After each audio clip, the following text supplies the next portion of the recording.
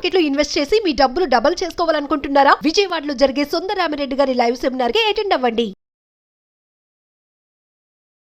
నమస్తే, welcome to Suman TV. ప్రస్తుతం మనతో పాటు ఉన్నారు స్టాక్ మార్కెట్ అనలిస్ట్ సుందరరామిరెడ్డి గారు.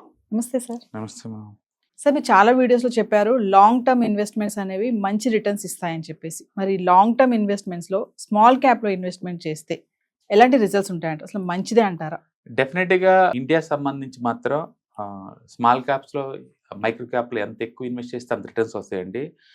మీరు డైరెక్ట్ స్టాక్ పిక్ చేస్తే లాస్ అవుతారేమో కానీ ఇండెక్స్ ఇన్వెస్ట్మెంట్స్ కానీ లేదా మ్యూచువల్ ఫండ్ రూట్లో కనుక వెళ్తే కనుక ద బెస్ట్ రిజల్ట్స్ ఎప్పుడు కూడా ఈ స్మాల్ అండ్ మైక్రోలోనే వస్తాయి అనమాట. ఎందుకంటే ఇండియా చాలా ఫుల్లీ డైవర్సిఫైడ్ ఎకానమీ. ఇది అది జియోగ్రఫీ పరంగా కావచ్చు, లేకపోతే పాపులేషన్ పరంగా కావచ్చు, రిక్వైర్మెంట్ చాలా యూనిక్గా ఉంటాయి అనమాట. అమెరికా లాంటి అడ్వాన్స్ కంట్రీలు ఏంటంటే మెగా క్యాప్సే బాగా పర్ఫామ్ చేస్తాయి, స్మాల్ క్యాప్స్ పర్ఫామ్ చేయవు అక్కడ. బట్ ఇండియా అలా కాదు, న్యూ లేటెస్ట్ టెక్నాలజీ మొత్తం కూడా స్మాల్ క్యాప్స్ నుంచి వస్తాయి అనమాట. ఫర్ ఎగ్జాంపుల్ ఇప్పుడున్న డేటాలో 2019 దగ్గర నుంచి 2024 మధ్య మనం చూసామనుకోండి, 5 సంవత్సరాల ప్రోగ్రెస్లో 2019లో టెలికామ్ స్మాల్ క్యాప్లో ఉన్న స్టాక్స్ యొక్క మార్కెట్ క్యాపిటలైజేషన్ 3,400 కోట్లు ఉంది. 24లో అది 53,000 కోట్లు అయిందండి. అంటే 73% CAGR. అంటే గ్రోత్ ఏ రేంజ్లో ఉన్నాయి చూసుకోండి. ఇంత గ్రోత్ నువ్వు లార్జ్ క్యాప్లో మనం ఎక్స్పెక్ట్ చేయలేము.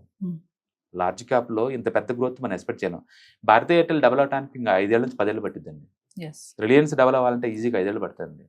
ఎందుకంటే అవి ఆల్రెడీ చాలా పెద్దవి, అక్కడ నుంచి గ్రోత్ ఛాన్స్ చాలా తక్కువ ఉంటాయి. బట్ స్మాల్ క్యాప్లో ఏముందంటే అన్ని యూనిక్ ప్రొడక్ట్స్, అయ్యి చాలా కొత్త ప్రొడక్ట్స్, యూనిక్ ప్రొడక్ట్స్ అనమాట అవన్నీ. సో న్యాచురల్గా గ్రోత్ ఉంటుంది, ఫాస్ట్ గ్రోత్ ఉంటుంది అనమాట వాటికి. అలాగే ఆయిల్ అండ్ గ్యాస్ చూసామనుకోండి, స్మాల్ క్యాప్లో వాటి మార్కెట్ క్యాపిటలైజేషన్ 7,000 కోట్లు ఉండేది, ఇప్పుడు చూస్తే అది 50,000 కోట్లు అయింది. గ్రోత్ చూడండి, అంటే 48% చొప్పున CAGR పెరుగుతుంది ఆ సెక్టర్ స్మాల్ క్యాప్స్లో. ఇంత ఫాస్ట్ గ్రోత్ మళ్ళీ అగైన్ లార్జ్ క్యాప్లో ఉండవు. అలాగే టూరిజం సంబంధించి కావచ్చు, కన్జ్యూమర్ డ్యూరబుల్ కావచ్చు, ఏరోస్పేస్ డిఫెన్స్ కావచ్చు, మెజారిటీ ఏరోస్పేస్ అండ్ డిఫెన్స్ మొత్తం కూడా మిడ్ స్మాల్లే ఉన్నాయండి 90% ఇండియాలో. అది మోస్ట్ హ్యాపీనింగ్ సెక్టర్. ఇది గవర్నమెంట్ వాళ్ళు ఎక్కువ కంపెనీస్ మొత్తం డిఫెన్స్ అన్ని ఇస్తున్నారు. అంతెందుకు ఎలక్ట్రానిక్స్ మ్యానుఫ్యాక్చరింగ్ సర్వీసెస్ అన్ని కూడా అన్ని స్మాల్ మిడ్డే ఉన్నాయి ఇండియాలో, లార్జ్ క్యాప్ ఒక్కటి కూడా లేదండి. అందుకని గ్రోత్ ఛాన్స్ ఎక్కువ ఉంటుంది సెక్టార్స్ స్మాల్ అండ్ మైక్రో మిడ్లో ఎక్కువ ఉంటుంది, లార్జ్ క్యాప్ లేదు. ప్రాబ్లం ఏంటంటే లార్జ్ క్యాప్ అంటే ఇండియాలో 100 ఇంకా ఎనీ పాయింట్ ఆఫ్ టైంలో 100 కంపెనీస్ లార్జ్ క్యాప్ అంటే అంత డెఫినేషన్ మార్చటల్లా. అందుకని ఎక్కువ గ్రోత్ అంతా స్మాల్ క్యాప్స్లో ఉంటుంది అనమాట.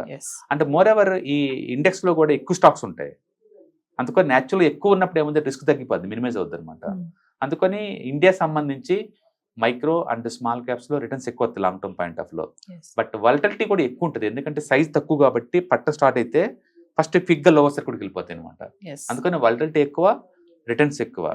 బట్ ఇండివిజువల్ స్టాక్స్ మాత్రం ఈ ఏరియాలో పిక్ చేయమాకండి. ఏమవుతుందంటే ఏదైనా బ్యాడ్నెస్ వచ్చింది అనుకోండి, కంటిన్యూస్గా 10-20 లోవర్ సర్క్యూట్ పడతా ఉంటాయి అనమాట. అందుకని ఇండివిజువల్ స్టాక్స్కి రికమెండబుల్ కాదు. But index wise, mutual fund wise మాత్రం ఎక్కువ రిటర్న్స్ రావాలి అంటే మాత్రం better to go for small and micros, ఎక్కువ రిటర్న్స్ వస్తాయి. అంటే లాంగ్ టర్మ్ ఇన్వెస్ట్మెంట్కి వెళ్ళాలంటే లార్జ్ క్యాప్కి వెళ్ళొద్దు అంటారు. లార్జ్ క్యాప్కి వెళ్తే అంటే ఏంటంటే రిటర్న్స్ మీకు ఎంత కావాలని దాన్ని బట్టి డిసైడ్ అవుతుంది. మీకు ఎక్కువ రిటర్న్స్ కావాలంటే డెఫినెట్గా స్మాల్ అండ్ మైక్రోనే ఎక్కువ రిటర్న్స్ రావాలి అనుకుంటే. నాకు అట్ట కాదు, స్టేబుల్ రిటర్న్స్ కావాలి అండ్ తక్కువ వచ్చినా పర్వాలేదు, నాకు స్టేబుల్ రిటర్న్స్ కావాలనుకుంటే మరి దాని గోపర్ లార్జ్ క్యాప్. స్టేబుల్ గా కావాలంటే లార్జ్ క్యాప్. ఇక్కడ ఏంటంటే ఒక మన వాళ్ళు ఎక్కువ సార్లు ఒక రిటర్న్స్ కే ఇంపార్టెన్స్ ఇస్తారండి, రిస్క్ ఇంపార్టెన్స్ ఇవ్వటల్లా. రిస్క్ ఏంటంటే టెంపరీగా ఎంత కింద పడింది, టెంపరీగా ఎంత కింద డ్రా డౌన్ అవుతుంది అనమాట.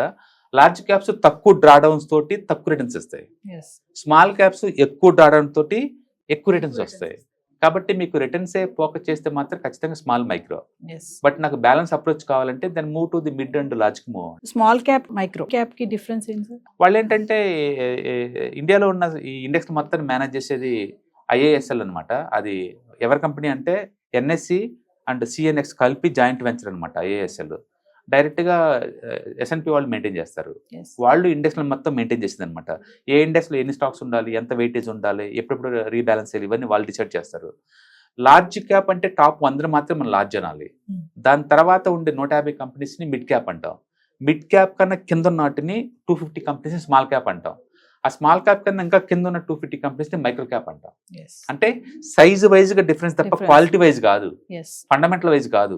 చాలా మంది ఫండమెంటల్ వైజ్ అనుకుంటారు, స్టాక్ ప్రైస్ వైజ్ అనుకుంటారు. ఆ రెండు కాదు, కంపెనీ ఓవరాల్ సైజ్. ఇక్కడ కంపెనీ ఓవరాల్ సైజ్ అంటే total number of the stocks in the company into అంటే కరెంట్ షేర్ ప్రైస్ అనమాట. అప్పుడు మనకి మార్కెట్ క్యాపిటలైజేషన్ అర్థమైంది.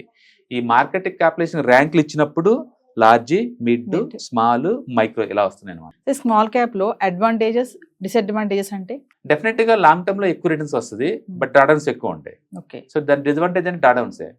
ఎప్పుడైనా ఇండివిజువల్ స్టాక్స్ నాలెడ్జ్ లేకుండా స్మాల్ క్యాప్ లో పిక్ చేయకూడదు, స్మాల్ మైక్రోలో, ఎందుకంటే వాల్టిలిటీ ఎక్కువ ఉంటుంది కాబట్టి. ఇండెక్స్ లో బ్లైండ్ వెళ్ళొచ్చు మనం, లాంగ్ టర్మ్ పాయింట్ ఆఫ్ లో మీకు వస్తుంది యావరేజ్ మీద.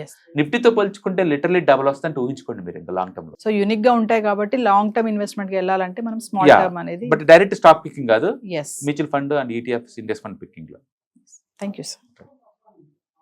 హాయ్, మొట్టమొదటిసారిగా మన విజయవాడలో క్లాస్ రూమ్ ట్రైనింగ్ అండి, 1 డే క్లాస్ రూమ్ ఎన్విరాన్మెంట్ లో ఆఫ్లైన్ వెబినార్ జరగబోతుంది. అండ్ ఇంట్రెస్ట్ ఉన్న పార్టిసిపెంట్స్ ఈ కింద స్క్రోల్ అవుతున్న నెంబర్కి రింగ్ చేసుకొని సీట్ బుక్ చేసుకోండి. దీంట్లో ETFs, index funds and mutual funds మీద completely and hand holding experience మీకు ప్రొవైడ్ చేయబడుతుంది.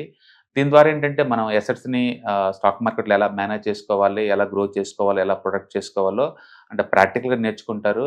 అండ్ మీ ఇప్పటి వరకు మనం ఆన్లైన్లోనే మీరు అటెండ్ అవుతున్నారు. ఇక నుంచి మీరు మన విజయవాడ సిటీలోనే అండ్ లైవ్లో క్లాస్ రూమ్ ఎన్విరాన్మెంట్లో నేర్చుకునే ఛాన్స్ దొరుకుతుంది. కాబట్టి ఇంట్రెస్ట్ ఉన్న పార్టిసిపెంట్స్ కింద స్క్రోల్ అవుతున్న నెంబర్కి పింగ్ చేసి సీటు రిజర్వ్ చేసుకోండి. Thank you.